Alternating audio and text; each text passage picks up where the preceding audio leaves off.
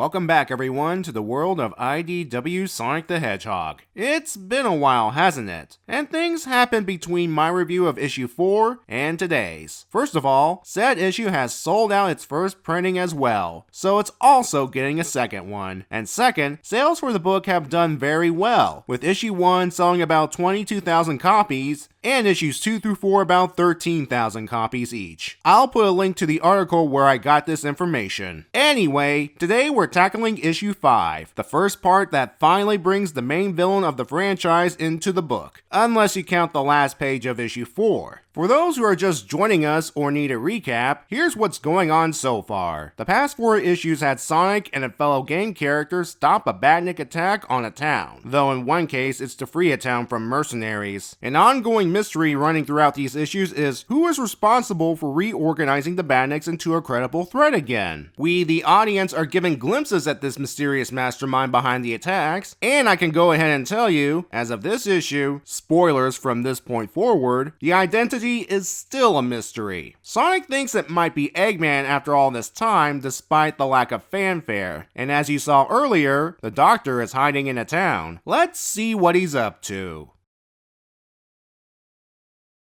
The issue begins with Sonic and Espio finding Anton and Hoverby Badniks on a stony, corkscrewy path. After dealing with this minor nuisance, it's time to get down to business. Sonic believes Eggman's up to something again with the way the Badniks are organized. However, Espio has found something that contradicts this statement. See, Sonic enlisted the aid of the Chaotix to help with his investigation, and the detective trio have searched throughout various bases with no trace of the Doctor. Though they did find various robots and hazards, and at one point, Orbot and Cubot. They revealed nothing, by the way. Their trail seemed to grow cold until the Chaotix received an anonymous tip that took them to a village. The same village Espio is leading Sonic to at this moment. Everything looks fine when the two arrive. The children gather around Sonic, of course, and Charmy happily pulls Eggman out from a building. Wait, what? Yeah, Eggman here is not in his usual attire and calls himself Mr. Tinker. Sonic's not buying it for a second. He lists off previous game events, but Mr. Tinker, yeah, I'll call him that for the moment, doesn't remember any of it. As Mr. Tinker is sent on his way, the Chaotix explain that they spent days observing and interrogating him thoroughly. As far as they can tell, Mr. Tinker doesn't remember anything. Sonic wonders how one could go from threatening the world and the space-time continuum repeatedly to someone who fixes wagons for children. The village leader appears to share what he knows.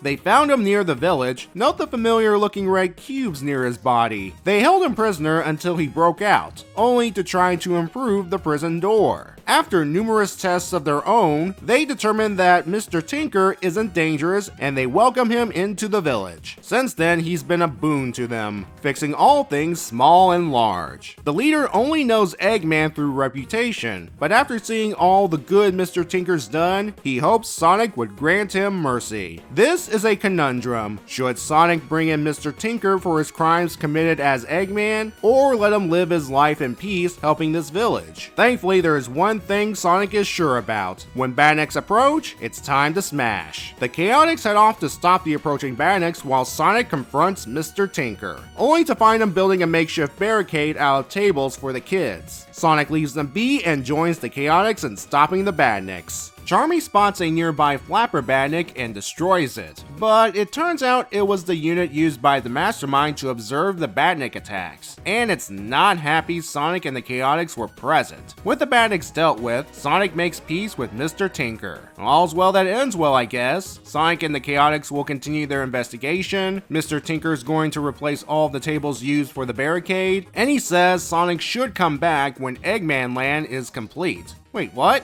Eggman Land? The amusement park of doom from Sonic Unleashed? How would you know about it, Mr. Tinker? Before Sonic can process what he just heard, 2 more characters arrive, Shadow and Rouge. They're here, of course, for Eggman.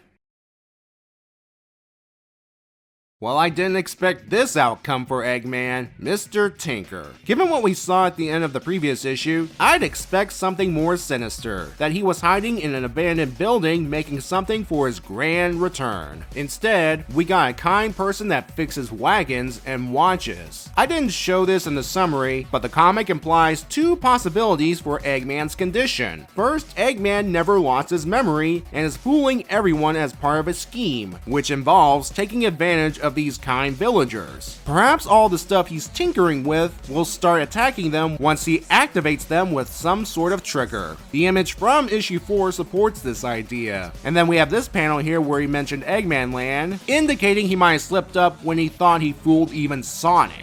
Then there's the second option. Eggman really did lose his memory and is now slowly regaining it at the end of this issue. If you recall, there were tiny cubes near Eggman when he was found, indicating some Phantom Ruby shenanigans. Since a version of Sonic Forces happened in this comic, it could mean that after the battle in that null space dimension, Eggman was expelled with a case of amnesia. He retained his building skills and used them to help the people. He may be regaining his memory upon seeing and hearing Sonic. I'm sure that name was brought up when the villagers and the Chaotix were testing him, and it's actually seeing and hearing Sonic that triggers something in Mr. Tinker. Note that he brought up Eggman Land only after Sonic introduces himself as Sonic the Hedgehog, as if those were the magic words. There are other ideas about Eggman people can speculate about. For example, that Eggman's an illusion, with those red cubes being a clue. Or a more ridiculous idea of Eggman being split into two, the friendly goofy Mr. Tinker and the dark menacing Mastermind, which would explain why Orbot follows him without question. Speaking of the Mastermind, as I stated earlier, we still learn nothing of who or what it is. It did get upset about Sonic and the Chaotix being in the area and was afraid they know its identity. That's the one thing I'm worried about, dragging the mystery of this leader. Maybe at this point you could start revealing part of a silhouette so we can start putting things together. The heroes show competence in dealing with the Mr. Tinker situation. Despite what you might think, the Chaotix, well, at least 2/3 of them, take their job seriously, questioning and observing Mr. Tinker thoroughly to check for signs of Eggman. Sonic did recruit them to help in his investigation after all. The Hedgehog himself is no slouch when doubting Mr. Tinker, and when the village leader shares his story, it puts pressure on our hero. Bring in Mr. Tinker or let him stay. Even at the end when Mr. Tinker mentions Eggman Land, Sonic has some doubts. And that's after he made peace with his enemy. And let's give the villagers some credit. They took precautions and did tests until they determined that Mr. Tinker was not a threat. Overall, the issue changes things up after the Sonic goes to a town, fights baddies, and leaves formula. Competence is shown on all fronts. There is acknowledgement of past game events, and showcases the great art we've come to expect from Tracy Yardley, Jim Ash, and Matt Herms, especially with regards to facial expressions, though your mileage may vary. So, Shadow and Rouge have come for Eggman. Probably got that same anonymous tip the Chaotix did. We'll see how complicated this will get next time.